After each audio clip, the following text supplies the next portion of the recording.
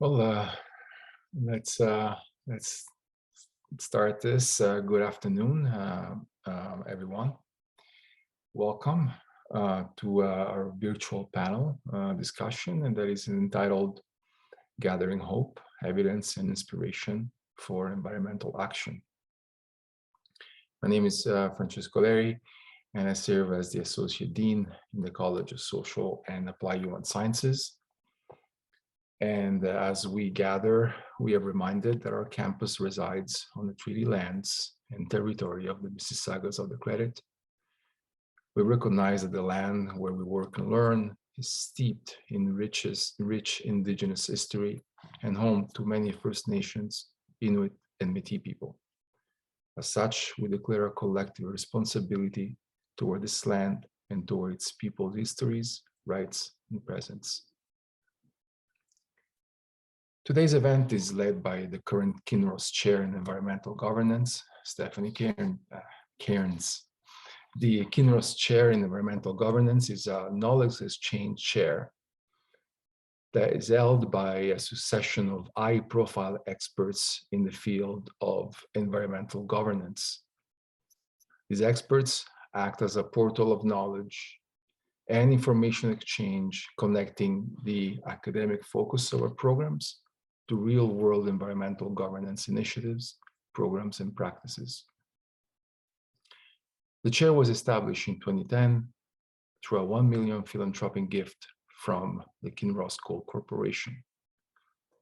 Given the significant impact of previous and current Kinross chairs to various aspects of environmental governance, I express profound gratitude on behalf of the University of Guelph and the College of Social and Applied Human Sciences to the Kinross Coal Corporation for making it all possible. And now I have the pleasure to introduce Stephanie Cairns. Having worked on environmental solutions for over 3 decades, Stephanie brings singular depth, breadth, and perspective to her position as 2022-23 Kinross Chair in Environmental Governance. She was recently honored a Clean 50 Lifetime Achievement Award for her work in mobilizing environmental knowledge into application of her impact on topics ranging from climate and clean energy policy to ecological restoration and protection, and most recently, circular economy. Much of this work has been through leading or managing collaborative projects with broad and diverse groups of academics, private firms, think tanks, and NGOs, crafting winning formula that have shaped the policies and practices of federal, provincial, and local governments. She's visiting Guelph from Coast Salish territory in British Columbia, where in her volunteer hours, she's actively engaged in protecting, stewarding, and restoring Gulf Island ecosystems. Stephanie, thank you so much for leading this wonderful initiative, and I'll give you the mic. Thank you, Dr. Leri, for those welcoming words. And to our audience, welcome. I invite each of you to introduce yourselves in the chat, who you are and why you're here today, and also to use the chat during the event to discuss your own ideas and inspiration. And first, a few housekeeping notes. Closed captioning is available should you want it. And if you have any technical issues or questions during the webinar, please email ceci@uofguelph.ca. That's CESI@uoguelph.ca. So my motivation in convening this event on the theme of gathering hope has been to offer a counter narrative to growing eco-anxiety, which is being observed widely, but most notably among students. And it's emerging in response to news of intertwined environmental crises, which too often is leading us to feel disempowered and hopeless. By offering evidence of the promise and momentum of a wide range of eco-solutions, and by sharing stories from our speakers today of their own lived experience with strategies and tools to maintain and inspire optimism, I hope that anxiety can begin to be attenuated and mobilized into the fuel for personal agency, advocacy, and impact. So we started our session by asking you, what strategies do you presently use to find environmental hope? Caroline, would you have those poll results ready for us? Thank you. So very interesting. It looks like spending time in nature is a strong inspiration for people, finding beauty in the simple things around us, and also important for people to be learning about promising solutions, about the options that we do have available, and adjusting the amount and type of news that we are consuming. Thank you. And we'll come back to these questions at the end of our session today. Thanks for that, Caroline. Now it's my pleasure to introduce our speakers. Our keynote this afternoon is by Dr. Ellen Kelsey, an influential thought leader for evidence-based hope and the climate solutions movement. She is the author of the 2020 book, Hope Matters, a feature writer and podcast host for Hakai Magazine, and she has just released her first film, Breathe, which is distributed globally by Amnesty International. She has worked with researchers, artists, journalists, educators, and youth in organizations as diverse as the Monterey Bay Aquarium, the Rachel Carson Center, Stanford University, and the Redfish School of Change. And currently, she is leading a Suzuki Institute-funded project to make evidence-based hope more shareable online, and doing this in collaboration with the Solutions Journalism Network and climate influencers, including Queer Brown Vegan. And she is also leading workshops with students around the world. Dr. Kelsey has a PhD in science communication from King's College, University of London.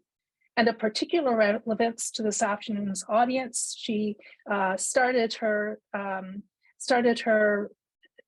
education with a bachelor's degree in zoology from the University of Guelph. Following the keynote, we will have a discussion and reflection from 4 other impressive speakers. Abhay Singh Satchal, who is the co-founder of Break the Divide Foundation, a nonprofit organization that focuses on fostering empathy and understanding to inspire action projects and communities based on principles of environmentalism, sustainability, and reconciliation. Our next speaker is Jackie Hutchings, a young entrepreneur who co-founded the reuse company Friendlier, which in just 3 years since its launch has been recognized with award after award for its social and environmental impact. Then we also have Jane McDonald, an established environmental expert and influential advisor on Canadian climate and energy policies, who has led 2 of Canada's major sustainability think tanks. And finally, the intrepid Trenan Wint, a 3rd-year student in wildlife biology and conservation, who volunteered to bring a Guelph student voice to the panel. And now over to you, Dr. Kelsey. Thank you.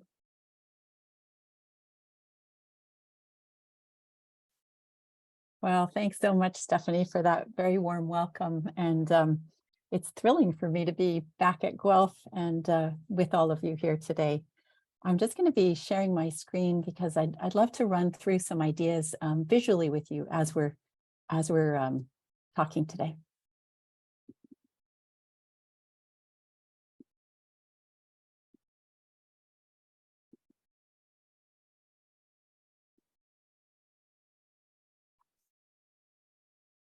Well, I'd really like to begin as well by acknowledging where I'm speaking to you from. I'm coming from the traditional territory of the Lekwungen speaking peoples.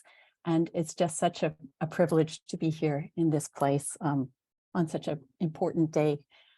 I was really pleased when Stephanie invited me to come and speak with all of you, because this whole question of hope and the importance of hope, Stephanie told me when she came to Guelph and has been meeting with so many faculty and so many students and others working at the university, that this issue of our feelings and how we feel about sort of the state of our lives and the planet right now are all issues that I was touching on in this book, Hope Matters. And my ideas have emerged further since the book, but I wanted to let you know that They're there in case you wanted to look back on some of this. So what really brings us together is this growing issue, what's becoming a real discipline now, of climate emotions. Climate emotions, so things like the kind of anxiety that we feel, and now international studies that show, very high rates of concern about the future, even wondering what kind of future will we have, fatalistic feelings and feelings of institutional betrayal about what lies ahead for us. So a growing body of research that shows not only how important these feelings are, but also, and how widespread they are, but also their relevance to climate engagement. As Stephanie said, of course, this is a well-being and mental health issue of great importance, and it's a real issue because how we feel about things has a direct relevance to our capacity to engage with things. For example, when we feel hopeless, there's a real strong tie between hopelessness and growing cynicism or apathy, a feeling that no matter what, we can't make anything change. And I highlight this because I often run into teachers who will say, I have to use fear and shame because my students are just not aware of these climate issues. And I'm often likely to say to them, I think if we look a little deeper, it's often that people present with cynicism and apathy because they feel so deeply about it. It's not that they don't know or don't care, it's that they're closing down to it. And also within this growing discipline, we're also now seeing a real recognition that the kinds of emotions we have and the way we share those emotions are really impacted by the culture and locations around the world and all kinds of intersectional issues. And I thought some of you might be very interested in this symposium coming up in a few months, which is looking at this whole question of climate and justice and the politics of emotion. So one of the key points I really want us to touch on today is that our feelings are based absolutely in the reality of the situation. We are in a climate crisis, no question. We are still in a pandemic. We know there are global warfare issues that we are concerned about. We have real feelings based on real situations, but our feelings are also really impacted by our thoughts and our beliefs and our mindsets and the way we communicate about things. For example, right now, less than 3% of all media stories that we hear about climate change even include mention of a solution. That's because climate change problems are deemed more newsworthy than solutions. So again, in this field of journalistic research, we see these kinds of evidence. The reason that's so important, of course, is when those stories just focus in this gloom and doom way, they really paralyze us. They cause us to feel like there's nothing we can do about the situation. And that's, of course, compounded by the fact that we really take in this kind of media on a constant basis. So doom scrolling, for example, became a word of the year in 2020. And I would imagine many of you on this call have been doom scrolling maybe right up until the moment that we got here. Now, I want to be clear, it makes a lot of sense that we've been so focused on problem communication because we really want to get the word out. These are massive issues that are urgent and of global importance. However, I think this kind of research also really matters, where we say it's not that people are not aware. In fact, this is from a 2021 poll. I was just looking at the same results from 2022. The numbers are even a little higher now. People are very aware in most places about what these issues are and are very concerned about them. And so when you get this combination of things where you're really aware of something and you only keep hearing about what's broken with it, it causes us to disengage. And it's led some people to ask, are we actually causing this disengagement? I recently came upon the wonderful work of Eve Tuck, an academic now at Oise University. And I think this is so relevant to us at the University of Guelph and other universities, this idea of pain stories. And what Eve says is a flawed theory of change. So we often come in and look at what's broken, and we do it because we are trying to stand up for, to hold power accountable.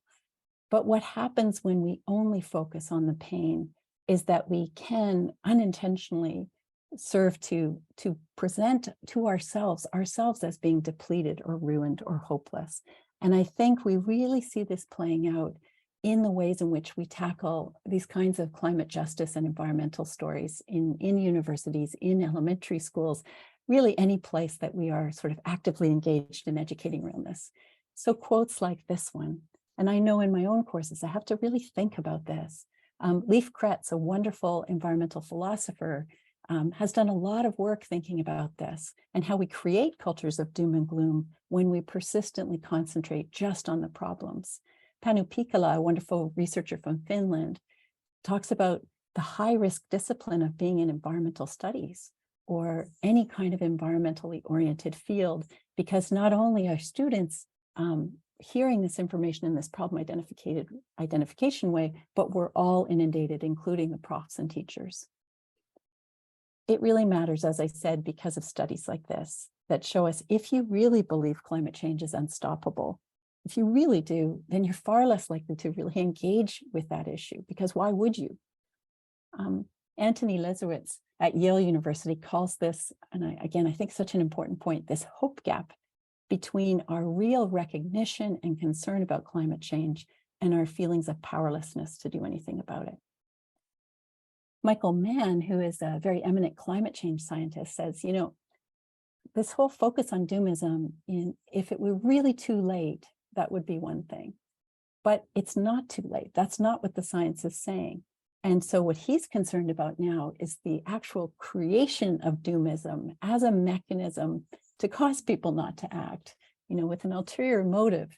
And to Michael's point, I think it's a really interesting one. As climate denial has really sort of moved away from being a concern when we see these high levels of knowledge and awareness, climate doomism is now the thing that is causing people not to engage.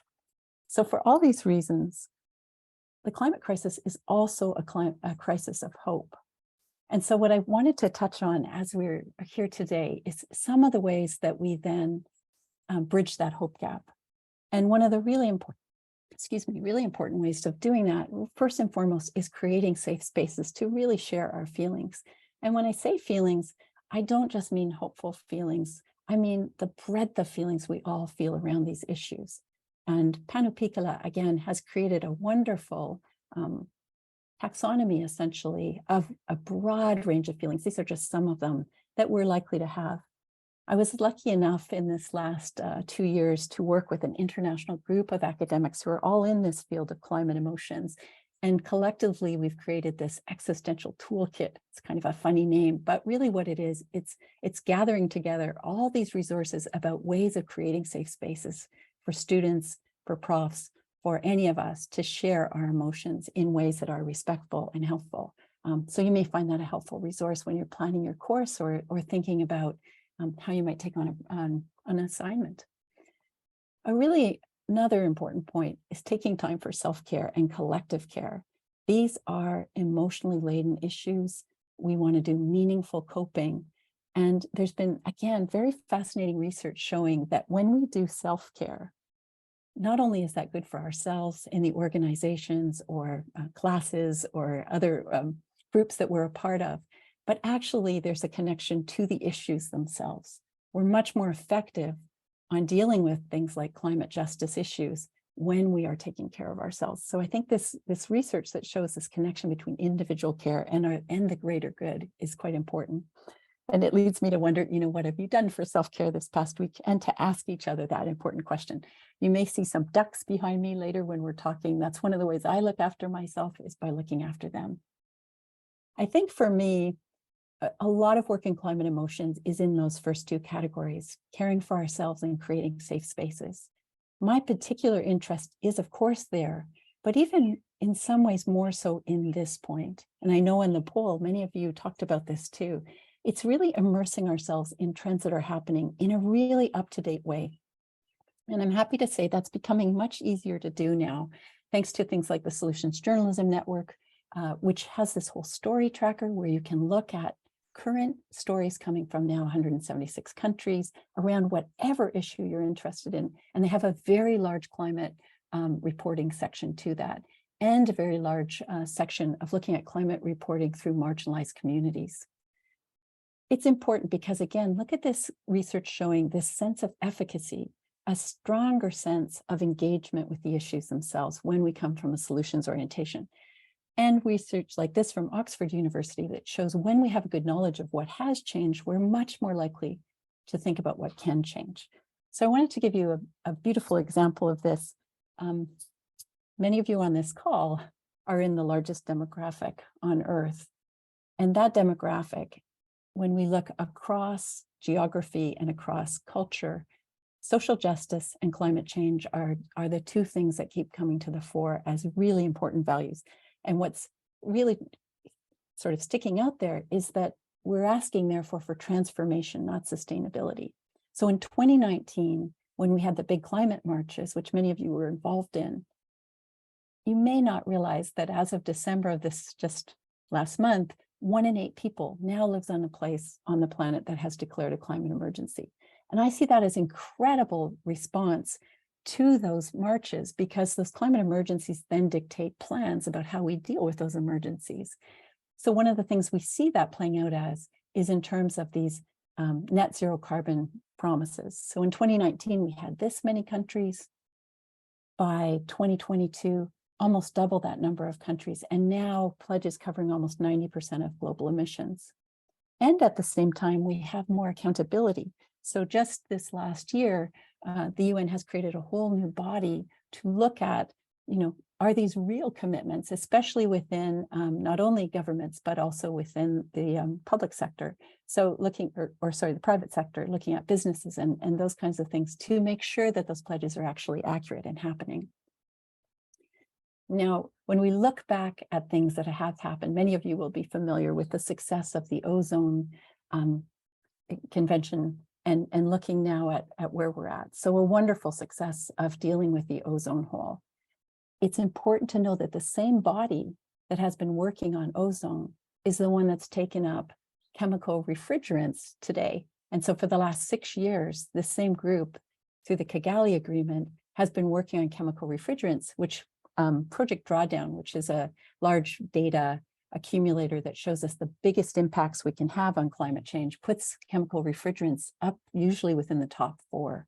So it's important to know that that track record of success is now being used on these kinds of things and with this kind of results. So just coming from September of last year.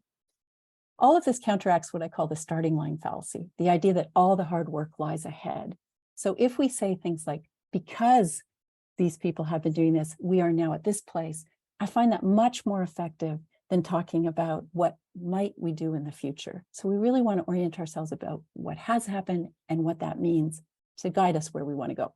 So places I look for change, interesting things happening in the financial market, big news happening around the way we move ourselves around the world, large initiatives going on around transit. And I was really excited to see that Guelph has done that, having children ride for free.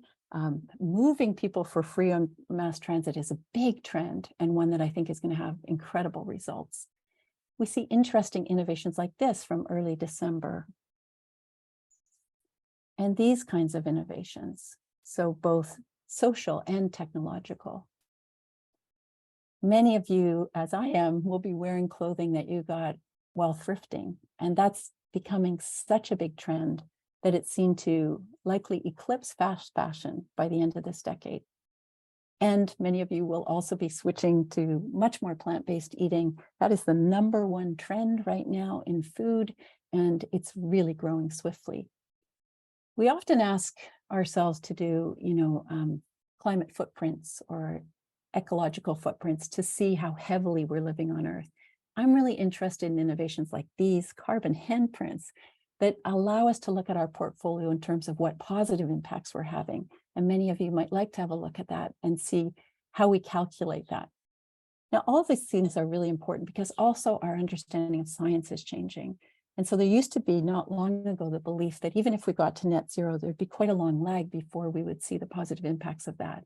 That's not the current thinking anymore. The current thinking is now, when we get to net zero, we'll see positive impacts quite quickly. So these are just some of the trends I'm following, and I'd love to know which ones you're following. And these are some of the sources I use on a daily basis to keep myself. I noticed in the poll, many of you are trying to focus on regulating your media. And I would say rather than having to do news avoidance, which is a growing trend, immersing oneself in evidence-based solutions journalism is a wonderful way through that. Another key point in this way of moving in a more of a hopeful direction that's evidence-based is really recognizing that we're nature and we're one of 8.7 million other species on Earth. So often with classes of any age, I really like to find creative ways to express sort of who I am, who we are in relation to the environment in which we find ourselves. Self-portraits, for example, and to look at this burgeoning amount of research that shows not only is time spent in nature, which many of you are doing on the poll, good for our mental and emotional well-being, but it's also good for our physical well-being.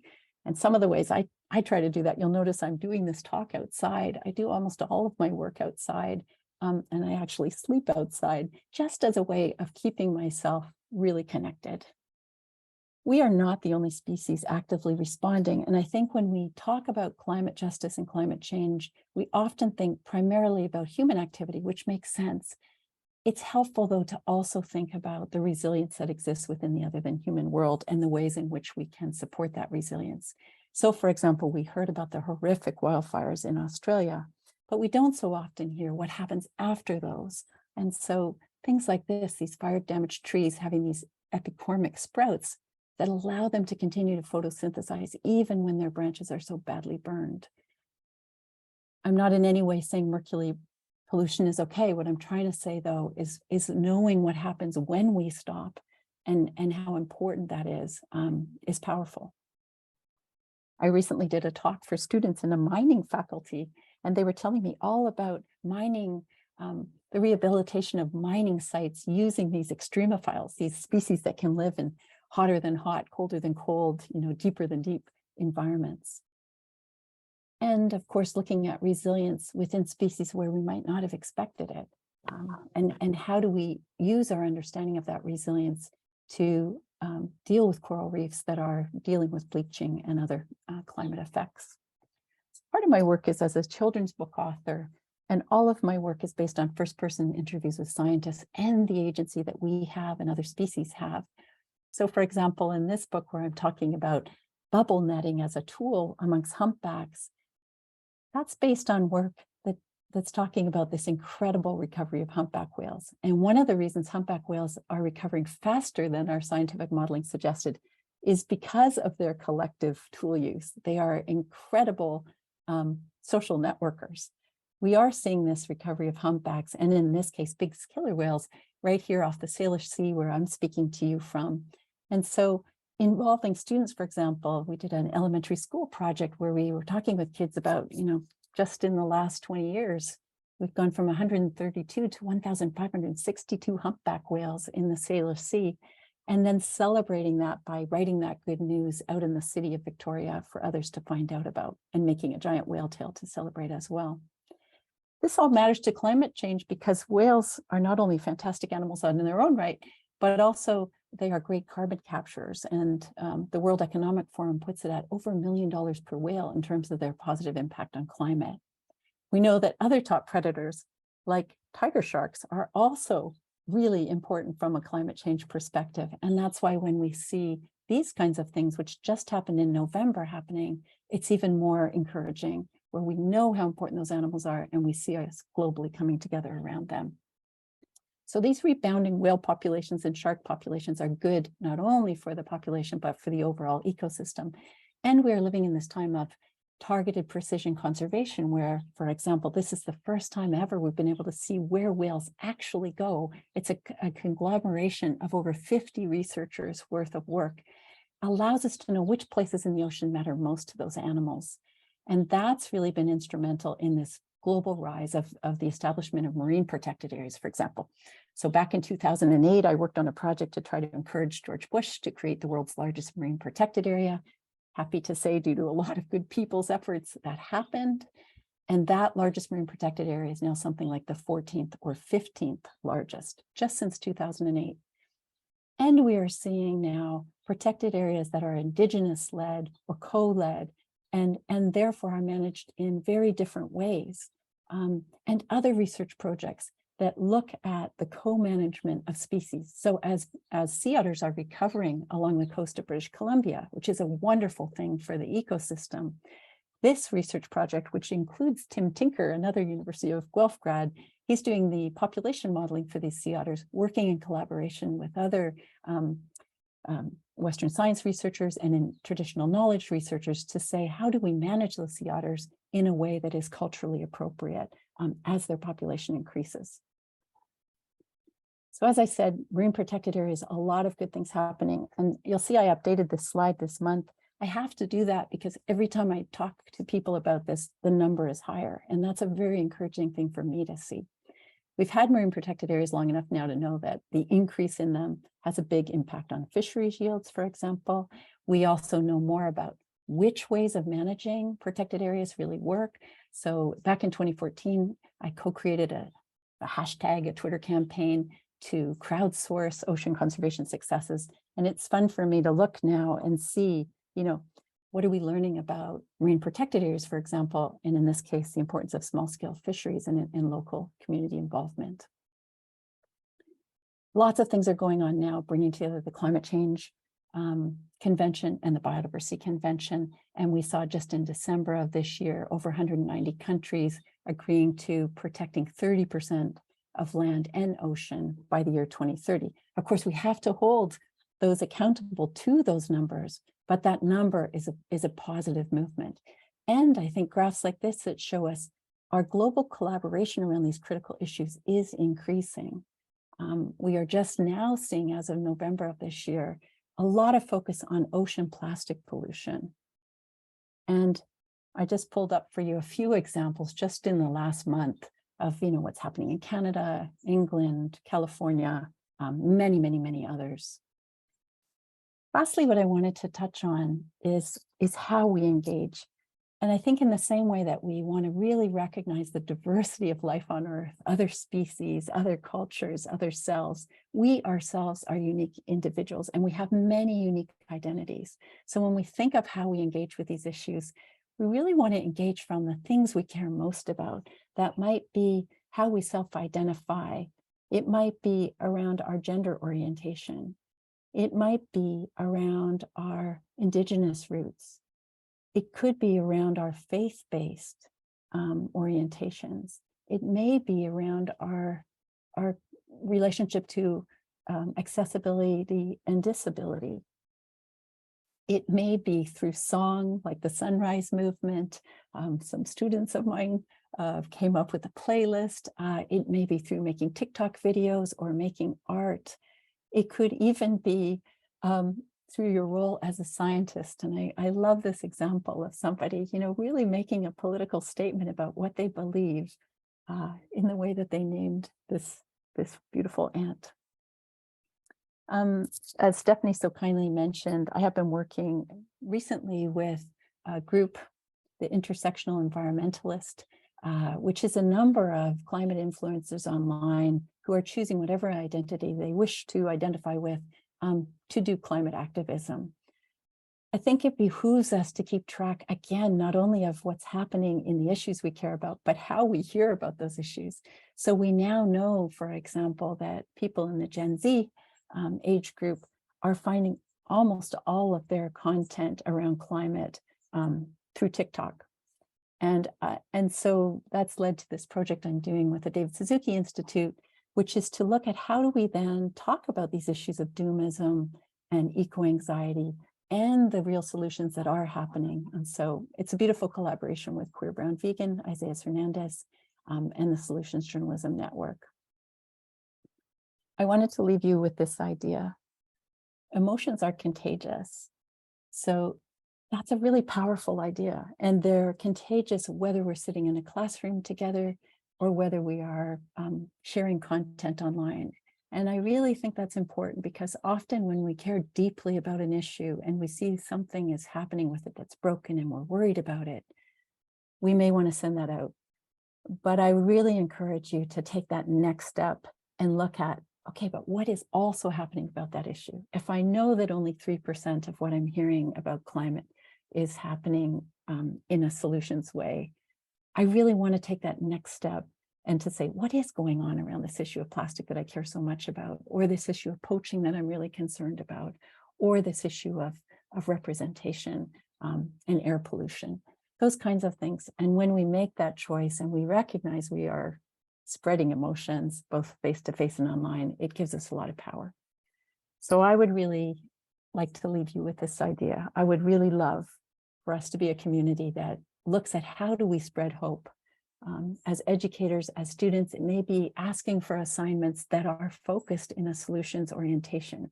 Again, in no way leaving out what's broken, but in really being up to date with the evidence of where it's moving in the kinds of directions we want to amplify. And I ask that because, you know, hope is not complacent. Many times when I first started talking about hope, people would say, aren't you worried that if you only talk about things that are moving in a positive direction, it will cause people not to feel like they have to act because they'll think things are fine. And I always say, I don't just talk about things that are moving in a positive direction. I think we're very aware of the issues that we face, but there's actually a stronger tie between hopelessness and apathy and disengagement than there is with hope and complacency. In fact, hope is really tied to feelings of empowerment and compassion and being able to stick with really difficult things, which is what we're facing. And so I really see hope as a powerful political act, and I'm very pleased to have been invited to join you, and I look forward to our conversation now with the panel.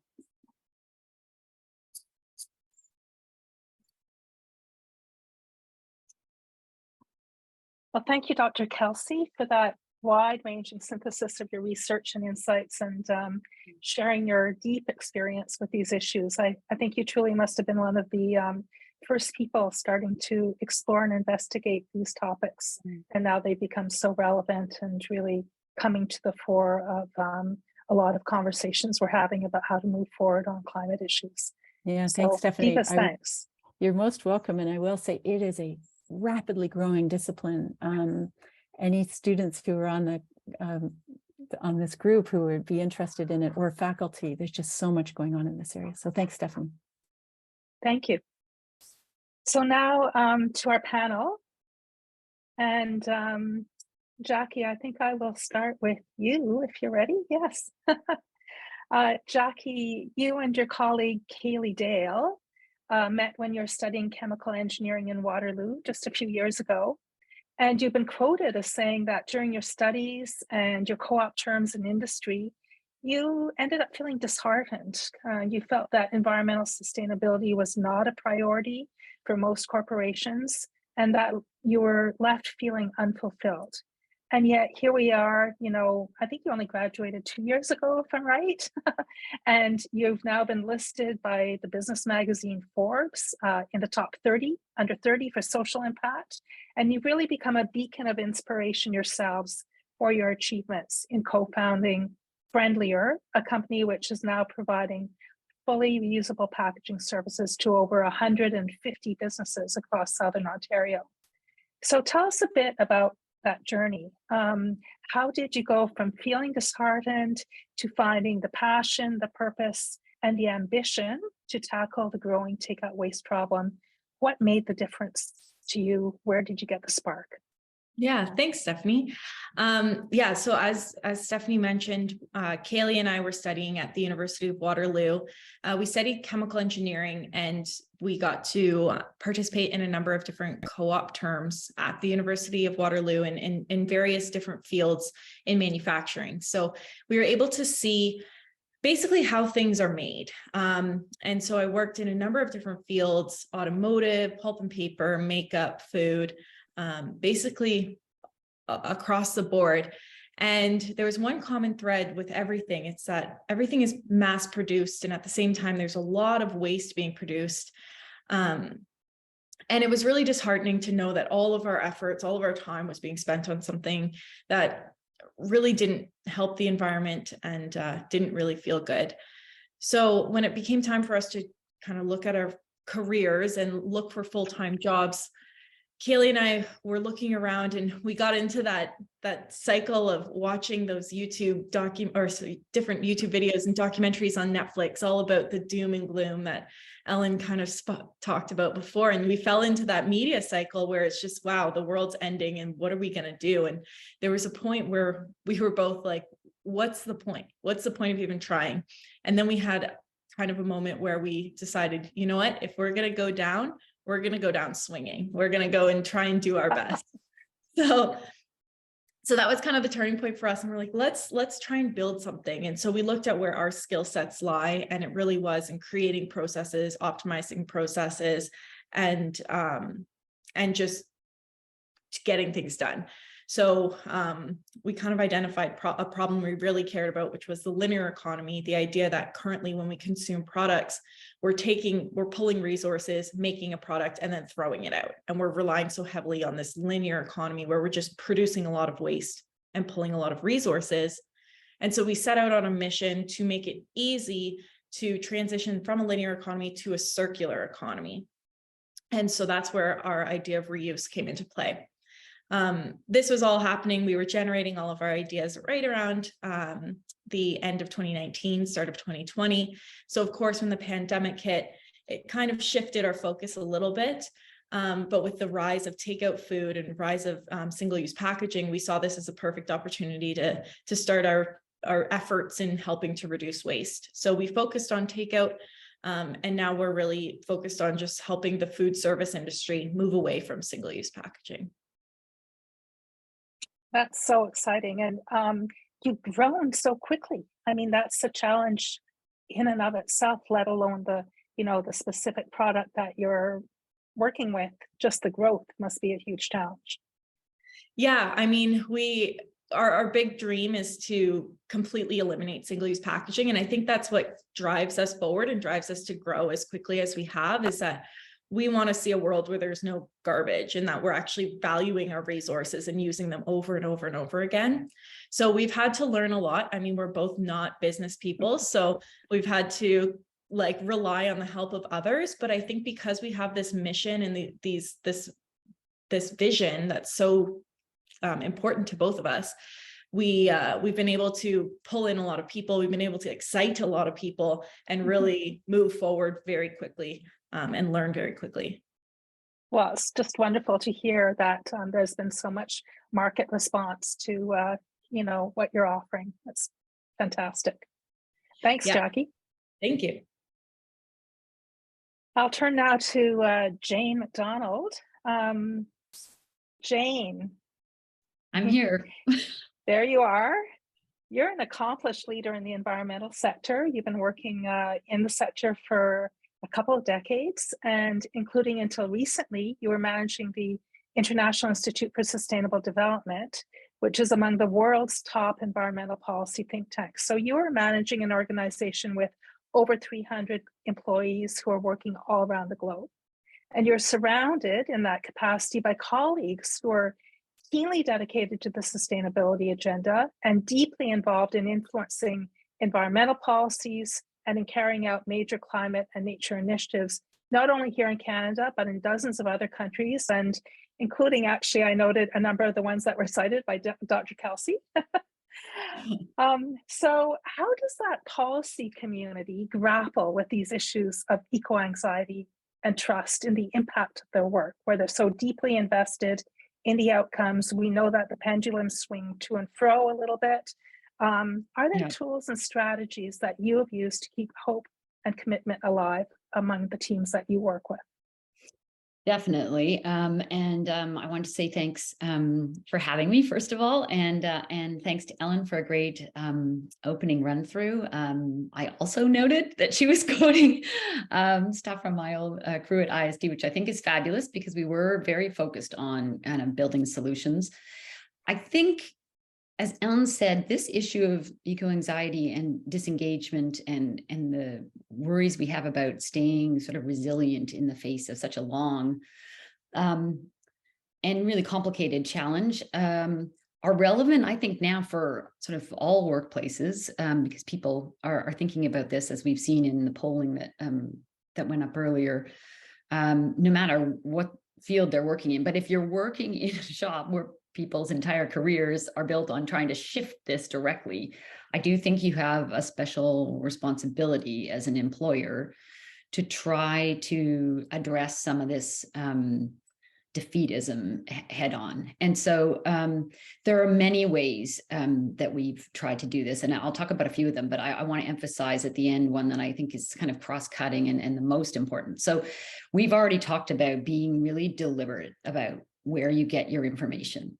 So if you're really starting to feel hopeless, if despair is something that's kind of eating away at you, that is terrible for people's mental health, for their energy levels, for their willingness to engage on projects at work. So, I mean, we really try to encourage people to rely on evidence, not news feeds.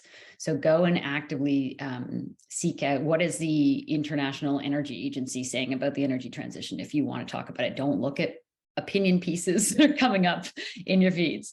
There are all kinds of resources, and Ellen put a lot of them out there. I won't go through them now, but one thing that we found was really useful was to ask employees to share where they're getting information about things. So, crowdsource it. Who's got some interesting feeds where people are really talking about kind of solutions that are happening out there? And because we were working in the field, we had lots of our own networks in the area of kind of protecting freshwater, in helping governments in developing countries build adaptation plans. And so we had sort of a variety of really interesting networks where you could get really different news than you might if you were just kind of scrolling online.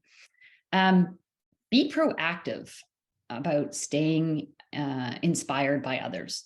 So I noticed on the poll you did at the very beginning, Stephanie, there were things about sort of reading about solutions, finding that, but I think there are, fabulous resources out there now. My personal favorite in the last year was a book called All We Can Save, which was a compilation of essays by just unbelievable women around the world working on the climate crisis from very different paths, and just really, really moving, really inspirational stories.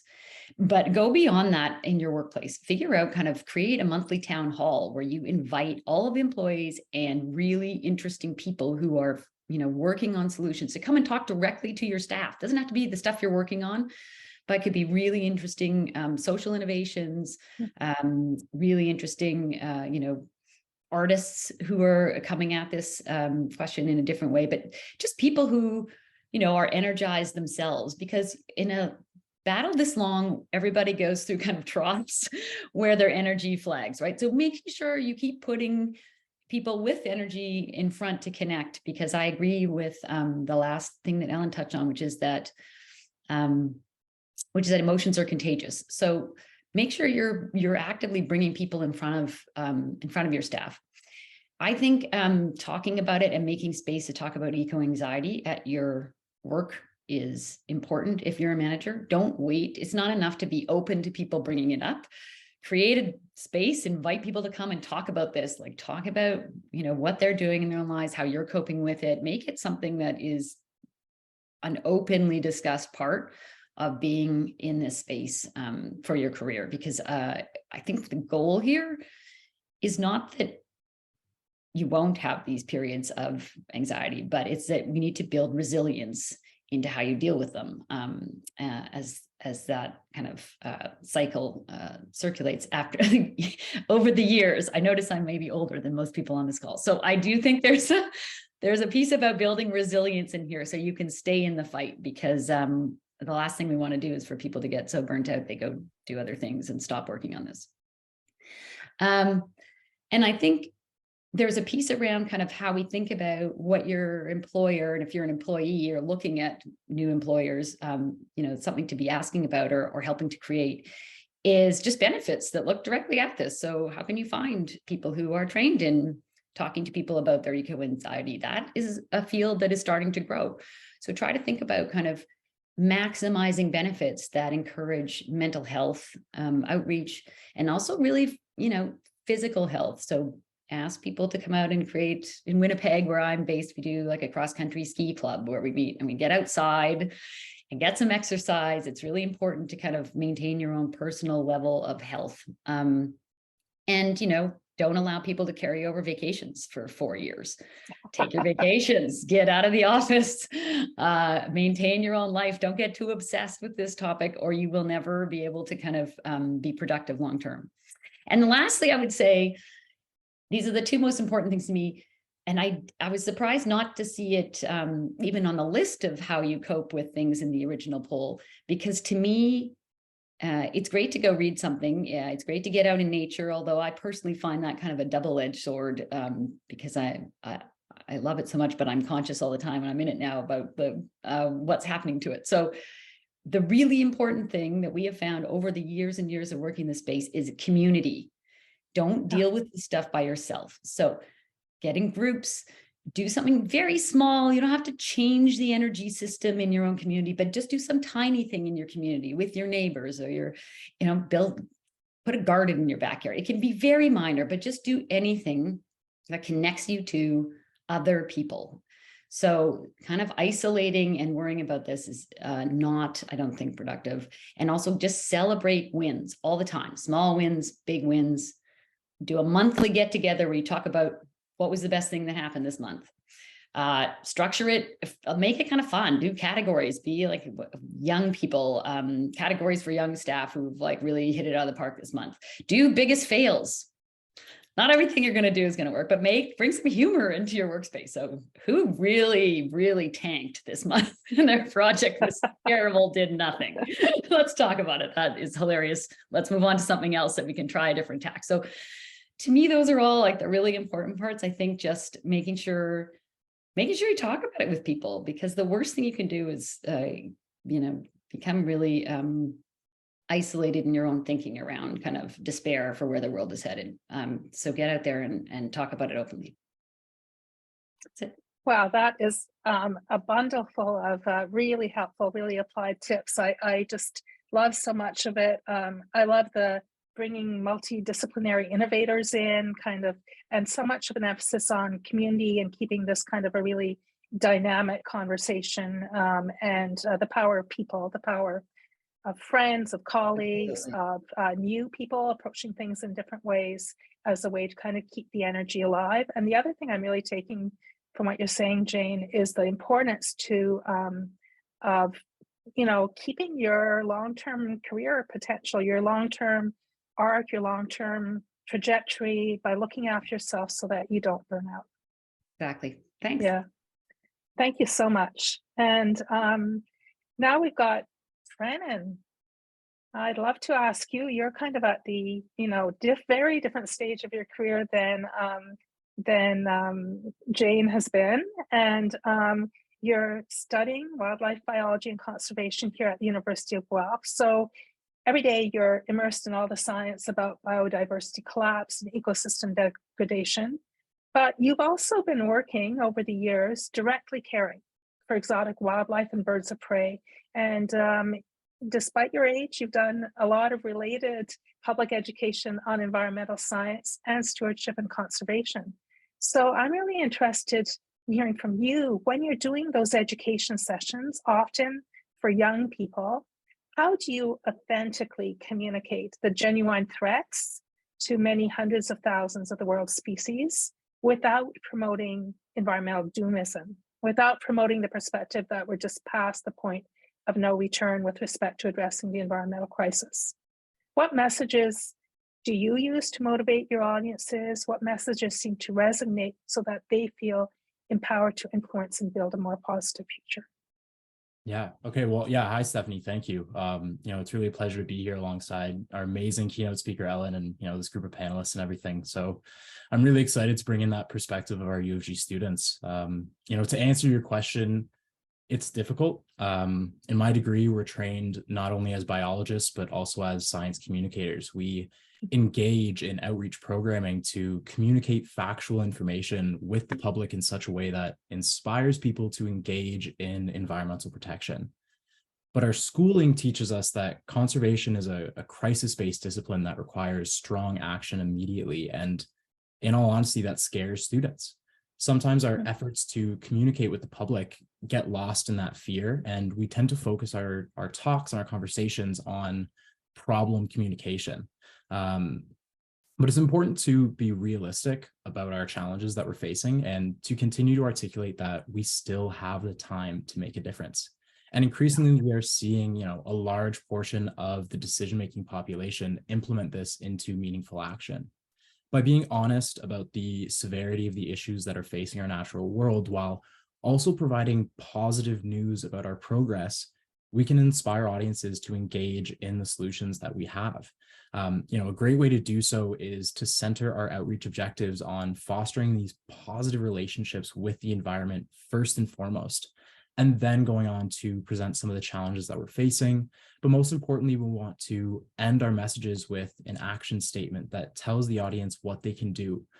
As well, I always, advocate for including a success story, something that shows audiences that collective actions do make a difference. Importantly, kind of as Ellen said, these programs really do need to include an opportunity for audiences to ask questions and to voice their concerns, so we can validate their feelings and address their worries. As you mentioned, a lot of the work that I do does focus with educating children, and I love it.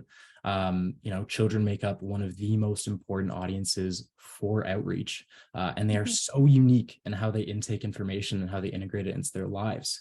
There is a lot of controversy, though, about how to broach some of these topics to youth programming, and that has some really, really big implications in terms of how we engage children with the environment. And there is a growing faction of that, educator community that's finding that a lot of our nature programming directed at children is instilling the sense of anxiety over environmental issues, and it's bypassing teaching them really important, foundational lessons about empathizing with nature and exploring their local environments. And those two things are, the foundations of becoming lifelong stewards for the earth. And I bring this up because how we present information and, how we present it to the audiences and I guess importantly, when we present it to audiences is incredibly important in fostering a sense of hope, especially when we're working with children. If we let children believe that environmental problems are beyond their control somehow, we cut them off from looking to the natural world as a source of their strength. And I think it's a really important reminder for us as educators that we need to remind ourselves that our programming is meant to be empowering. Wow. I think you're on an amazing career path, Trennan. And it also sounds like you and Dr. Kelsey would have a lot to talk about, and both your applied experience and what she's learning and finding out is happening in the sector. So thank you so much for those perspectives and that experience that you've had. Thank you, Trennan. Thank you. Yeah, thank you, Stephanie. And last of our panelists, we have Abe, who's been active on environmental issues since you're 16, when you founded Break the Divide Foundation. And you're now a youth council advisor to the federal environment minister. So probably as gripped as anyone by the political, institutional, and other challenges to making meaningful headway on the climate file.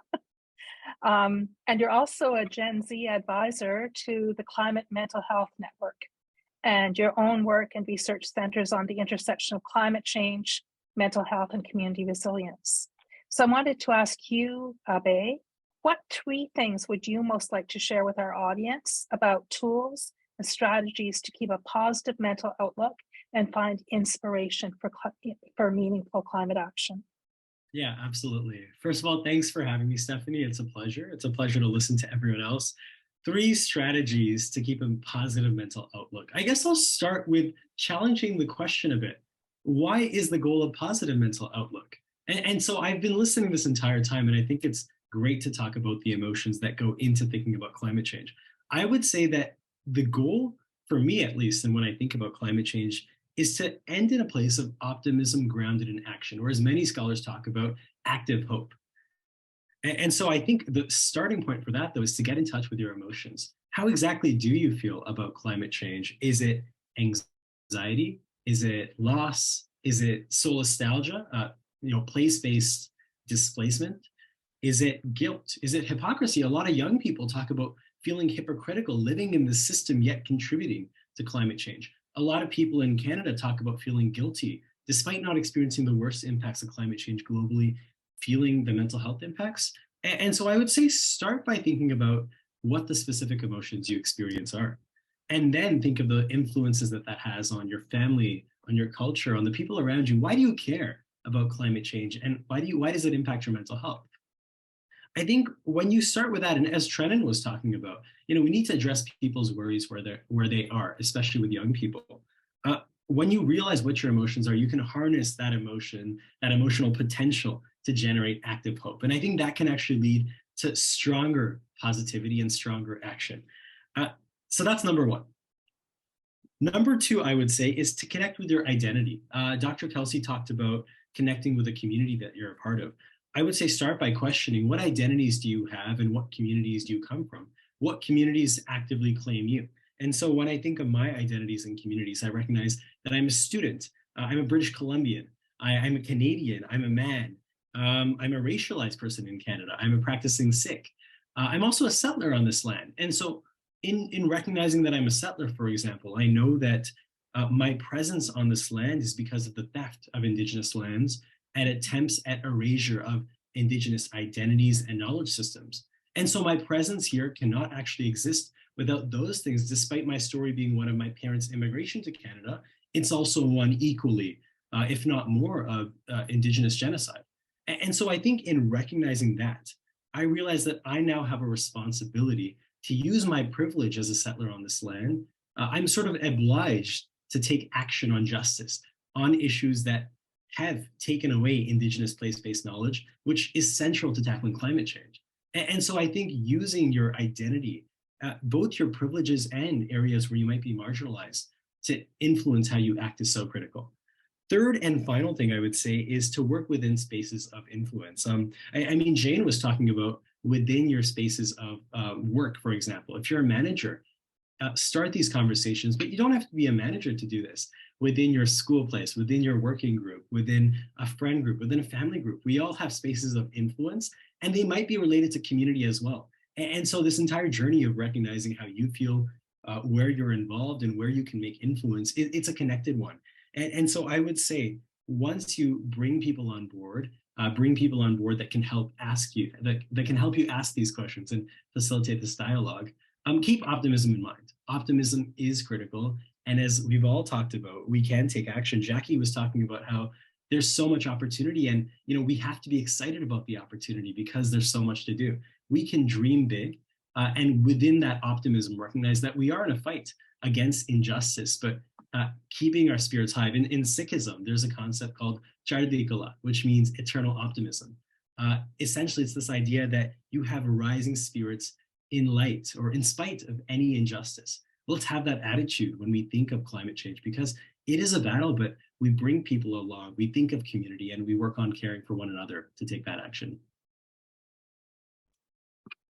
That's so inspiring. And I love how you really acknowledge the complexity of both the emotions that are involved in this, but also of the identities that we carry and what that means in terms of our spheres of influence, but also the responsibilities and obligations that we bring into the conversation. So now I'm really looking for a wide-ranging conversation with all the panelists, and Ellen as well, please join us. And I wanted to put a question in front of you. Just last week, Dr. Andrew Weaver, who's one of Canada's top climate scientists and the former leader of BC's Green Party, he called on his fellow climate scientists to tone down the alarmist rhetoric, which is leading to a sense of hopelessness and despair within youth. And that was his observation returning to a university setting from being in the British Columbia legislature. And he's calling on them to refocus and mobilize their efforts towards advancing climate solutions.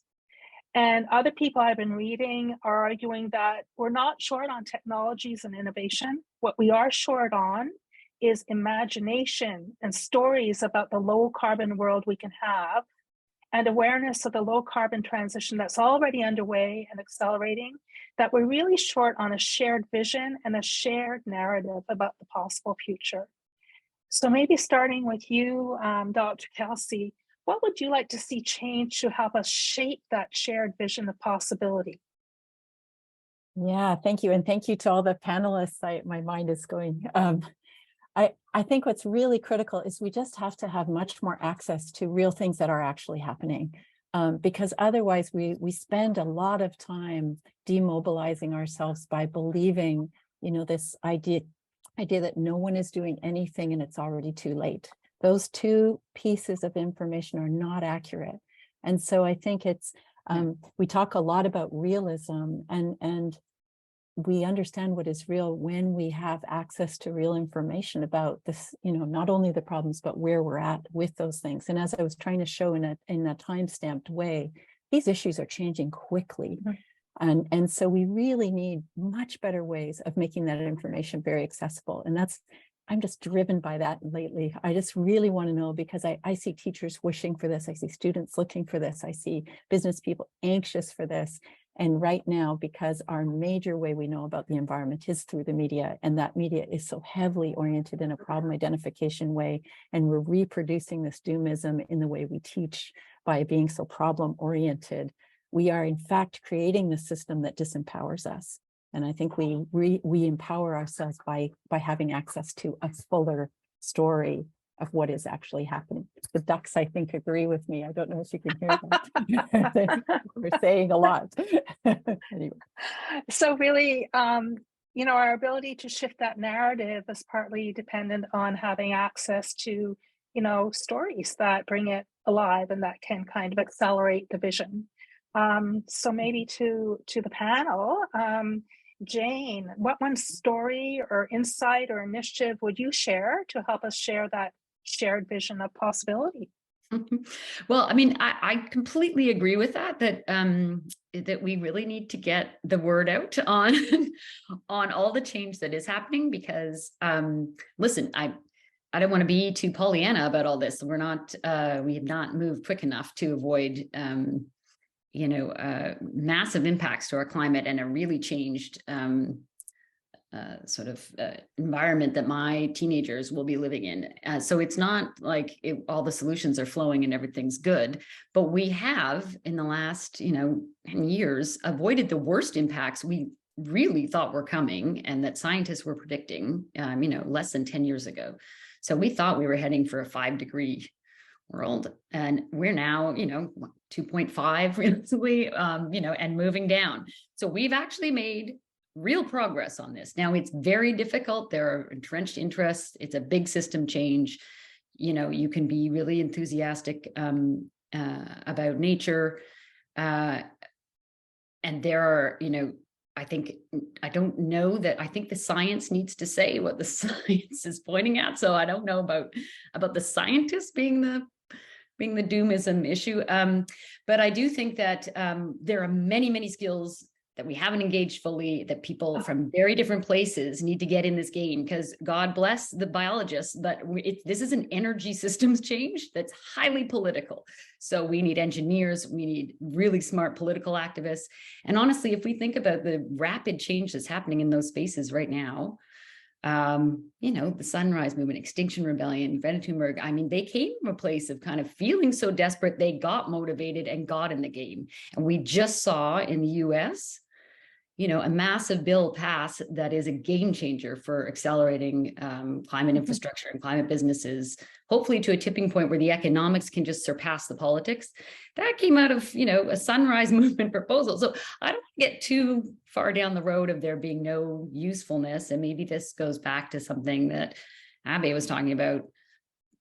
Lots of emotions can be channeled into real action. So having said that, I do think people don't understand maybe very clearly what is happening out there and what the future could look like. And to me, again, I think it's really important to think of our own agency in this space. So again, if it's sometimes I feel very alienated from, my neighbors on the street. I'm so in this world all the time. And when I talk to them, they have no idea what. So invite your neighbors over, do a little talk, give a little slideshow at your own house, try to get out there and slowly be a part of that spreading of the word yourself. So don't stay in your own little bubble where people are all about this and worried about it. Try to get out, join some kind of volunteer board in your community and talk about how climate affects what they're doing. So try to just make sure that you're being open also to kind of bringing different people into this space. Everybody needs to be kind of at the table for this. So that'd be my 2 cents. Well, Abe, I'm going to put you on the spot because that's what you're about, right? Fostering dialogue between very different communities. What would you say in response to Jane, or what story do you have or inspiration do you have that you want to share? Totally. I think a big part of this is telling stories that change how we view climate action and climate change, away from the narrative of like one person, one hero taking action. I mean, this goes to every industry, from like Jane was talking about, from science and media to Hollywood to cinema, like to every sort of newsroom that exists out there. We can change the way that we tell these stories so that they are focused on the sort of systemic collective actions. And we can be creative about how we tell those stories. I even think, like, what is the story that we're telling ourselves and we're telling everyone about mental health and climate emotions? Is it one of frustration? Is it one of coming from a place of weakness? I think a lot of us, and what I've heard so much on this panel, is we're coming at this from a place of hope and from strength and from solidarity, from togetherness. And I think when we're coming at these sorts of stories from that place, it can change the way that you look at things. So when I was 14 years old, I had the opportunity to travel to Arctic Canada. I was in Iqaluit in Nunavut, and it was an amazing time. I saw the impacts of climate change firsthand. Like, I saw glaciers melting in front of my eyes. I saw polar bears. And I learned from my Inuit friends in the Arctic that climate change has been impacting their communities for the past 20, 30 years. So it's not recent. And for them, although I was extremely overwhelmed by the scale of climate change, seeing it firsthand, they talked to me about how they have been adapting for the past 20, 30 years. And they've been combining Indigenous knowledge with Western science. And those sorts of innovations were inspiring for me. And so when I came home, that's actually how Break the Divide started. The nonprofit started with us connecting students at my high school in BC with students in the North to talk about local impacts of climate change. And we expanded that approach because we realized the potential of empathy and that empathy building. And so I think, what we do now is we connect students and young people from all over the world to talk about climate change, mental health, infrastructure issues, disability justice, racial justice, like all these different issues that are connected, and drawing the links together. And learning from the respective knowledge perspectives of these different communities is powerful. So if you can, go to your local botanist group or your local, your hockey team. I mean, I've been thinking a lot about the NHL and hockey and climate change. I've been playing hockey my entire life, and it's something I think about. And so when we can draw these connections that are not only interdisciplinary and not only intergenerational, but also cross-cultural, and explore the different knowledge systems that exist, that's when we can create stories that, again, challenge the dominant narratives of vested interests that we are actually up against. Thank you. So again, that theme of really broadening the tent of who's involved, who needs to be engaged in creating solutions, and just initiating conversations to grow the community that's engaged on that. Any thoughts, Trennan? Yeah, so far I've really agreed with a lot that's been said, especially the idea that it is such a complex and diverse range of emotions that do feed into it, and that feed into what motivates you to action and what motivates you to engage in these issues. And I think for me personally, the story that I'd like to share is more or less how I got interested into environmental advocacy in the first place. And slight caveat, I'm a wildlife biology major and I always will be, so that's going to play a bit of a hand in it. But I mean, that expands quite broadly into environmental issues and climate change as a whole. But my journey really began because when I was young, I had the immense privilege of having a family friend that owned a zoo. Funny enough, he actually messaged me just before this call today.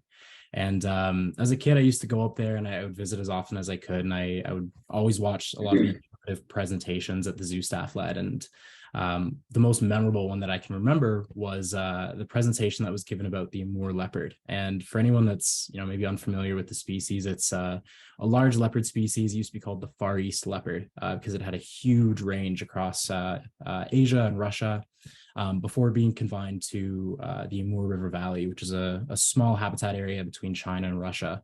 A number of factors played into that, primarily anthropogenic activity, but a lot of it was also related just to natural processes going on in the environment. So after this extirpation rather occurred, their population plummeted. And when I was about 10 years old, listening to this presentation on these animals, I was told that as of the early 2000s, there was only 20 to 30 of these individuals left in the wild. And that by the time that I turned 20, they would likely be completely extinct. Time jumped a few years, I ended up working at the same zoo. And I recently was kind of completely overjoyed because this past year I turned 20 and I got to deliver the same presentation about the Amur leopard over that this past summer. But instead of delivering, bad news about a new extinction, I got to tell the audience how I thought I would have to lose this species by the time I hit this age. And instead, I got to tell them that now there's over 110 Amur leopards out there in the wild. And that's in great part due to the dedication of some amazing humans. Now, albeit 110 is not a great number, as kind of Jane had said, there's a lot of work to be done in various industries. But that is still a huge turnaround in the span of, only 10 years. And I could see it in their eyes when I'm talking to the audience, especially when I'm talking to the kids. There's a bit of hope there. And it's not based on a false promise. It's not based on, anything like that. It's evidence-based hope. And my point here is not that, we're always going to find a way to get out of any mess that we get ourselves into, because it's not true. But there's a duality here. I mean, there was fear and anxiety and a really crushing wave of, loss for me that motivated me to get to where I was, because I was motivated by the fact that, I didn't think things were going to get much better and I wanted to do my part. But in turn, in using that emotion and allowing that to come out in the way that we talk about things, you can also then inspire new emotions, and those can kind of really take hold in a new group of people. And it's important to have those different perspectives on the issues. We balance each other out. Someone who's always very hopeful and always thinking that, humans are getting out of this, Prometheanism, that's not going to get as much done, just as much as, people who are always saying the opposite. It's not going to get anything done. So that balance, that duality is amazing. And it really goes to show that there is an important aspect of, people filling in their own roles and using those emotions. That's great. And Jackie, I'd say you're a perfect example of that, of, basically an example of changing the sector that you're in and turning the bend, essentially what Brennan was talking about, turning the bend towards something positive. What would you say to the conversation? Yeah, I mean, I think being part of the startup community that I'm a part of, I feel very fortunate that I get to actually meet a lot of new founders and see these innovations and these problems being solved at a very initial level. So it's pretty cool when you meet a lot of founders who are in similar boats who also have the same driving passion. They want to help the environment and learning about all these new technologies that are emerging. I've met founders that are using mushrooms and mycelium to create leather, and there's companies that are turning different or growing meat in labs and, alternative fuels and so many different things. And the technology is evolving so rapidly. And so sometimes I forget that, I'm uniquely positioned that I get to see all of these things, in my daily life because I go and network with these startup founders.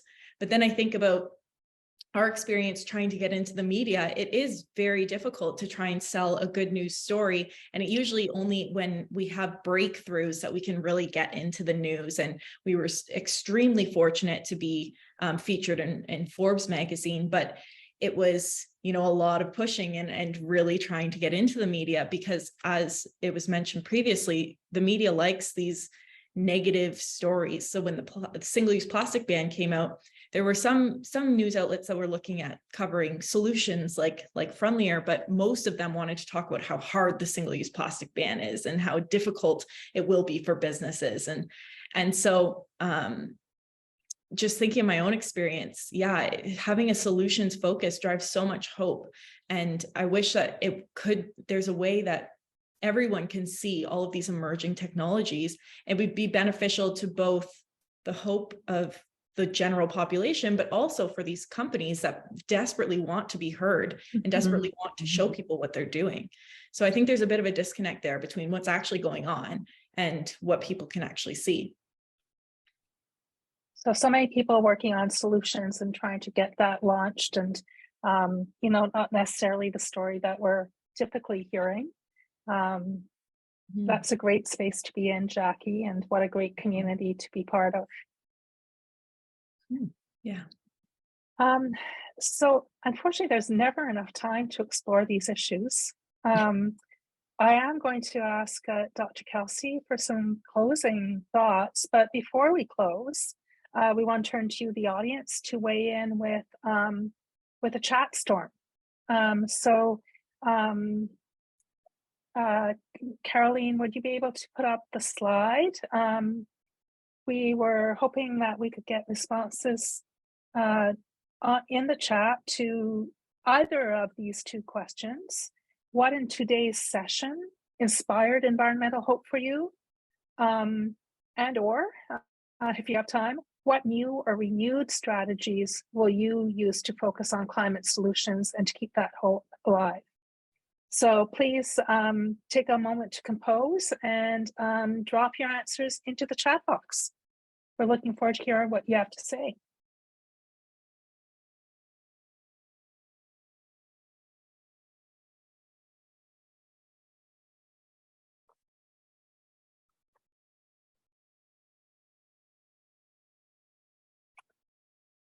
And Ellen, maybe while we wait for that to come in, do you have any closing observations or thoughts based on what we've heard in this round? Yes, well, thank you. And so inspiring. I think I said to the group when we gathered for the first time, I really would like to do this for 9 days. So there's just so much to do, and it's inspiring to work so collectively like this. I just really am hungry for it all the time. Which I think is one of the many ideas coming forward is, you know, I think Jackie, you said, you know, we weren't business people, but we did this thing. And I think this idea of collaboration is another part of community. One of the reasons I think we're so problem identification oriented in both our research as academics and also our news coverage is because you can look at a problem by yourself, but a solution almost always requires a collective. And so I think that's part of our movement towards relationship building and thinking in those collective ways. There's been a real challenge to the idea of fatalism, both in Trennan's beautiful story about the leopard and all the way through this. And I think fatalism is what underscores doom. And that's where, when we complicate the narrative, as Abhay was saying, you know, and really look at those kinds of diverse things, we cannot be fatalistic. We live on a living planet full of life, you know, and so catching ourselves in fatalism and challenging it, I think, is really core to all of this. I was thinking about researchers know that most publications, even in our academic journals, are very heavily oriented on publishing problem identification stories. But what I found from researchers who do bright spots research that focus on outliers or solutions, those tend to be cited more. So once they are in fact published, they're more likely to be cited and to have more longevity. And I think one of the things driving us towards solutions journalism is this rise of what Reuters News talks about as news avoidance. People are turning off the news because it is too negative. And that, combined with a recognition of doomism as a political ploy, is moving people to demand a broader range of coverage. And I think that's a very exciting opportunity. I keep thinking about this idea of hope punk.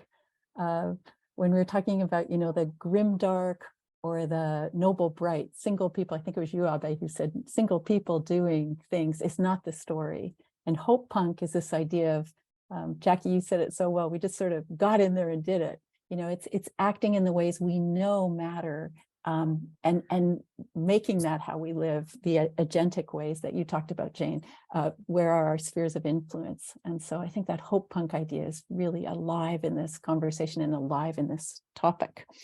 And just one other thing, I was thinking about, Jane, your poignant point about finding such importance in time spent in nature and feeling the grief when you are sometimes in those special places. And I have found in my own life it very helpful for me too.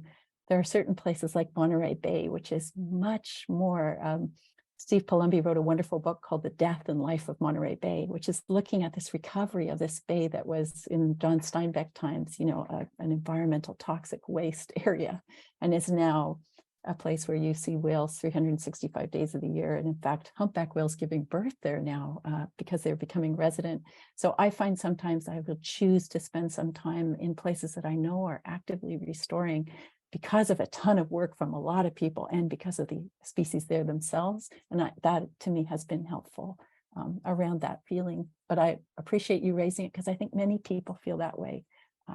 And this mix of emotions that we've talked about throughout all of this, we know that hope and anger are empowering, activating emotions.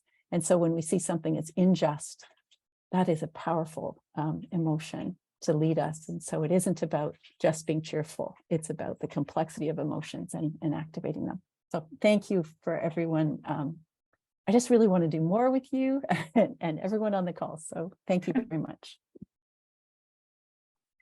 Well, thank you, Ellen, and your mention of Monterey Bay and the amazing recovery there leads me to think I'm doing quite a bit of work with an a community-based land trust in British Columbia that's doing a lot of ecological restoration. And I think it's been really striking to me how messy the early stages of ecological restoration are before you actually get to the recovery. And it's a real metaphor, I think, for kind of some of the economic turmoil, the energy systems turmoil, et cetera, that we're in right now. There's a stage of lots of disruption. It looks messy, and yet it's setting the seeds for that long-term trajectory of recovery and change. So thank you, Dr. Kelsey, for your closing thoughts, and my most sincere thanks also to our other speakers, to Abe, Jackie, Jane, and Trennan. Thank you for sharing, and I see comments in the chat about what a genuine conversation it's been, and that people were able to really share from a very real place. So thank you for that. I also want to thank the team that helped me put on this event, Caroline Duvieux-Sardery and Kendra Schnarr and the Community Engaged Scholarship Institute for technical support and event co-sponsorship. Thank you. Suzanne Cooper and Emily Minninger for communications and marketing support. To my student assistant, Ijama Nwafor. Thank you, Ijama. And to the Kinross Gold Corporation for their endowment of this chair in environmental governance. But most of all, to you, our audience, I hope that this is the beginning of a conversation, not the only time that we dip into this topic, and some parting words of motivation from me, but actually that I take from the great science fiction author Octavia Butler, who says, there's no single answer that will solve all of our future problems. There's no magic bullet. Instead, there are thousands of answers at least, and you can be one of them if you choose to be. Thank you so much for attending today, and we look forward to the work that you're going to be doing to find solutions. Thank you. Thanks, Stephanie. Thanks, everyone. Yeah, thanks, Stephanie. Thank you, Great everyone. conversation. Thank you, guys. Yeah. Thanks a lot. Thank you, everyone. Bye, all.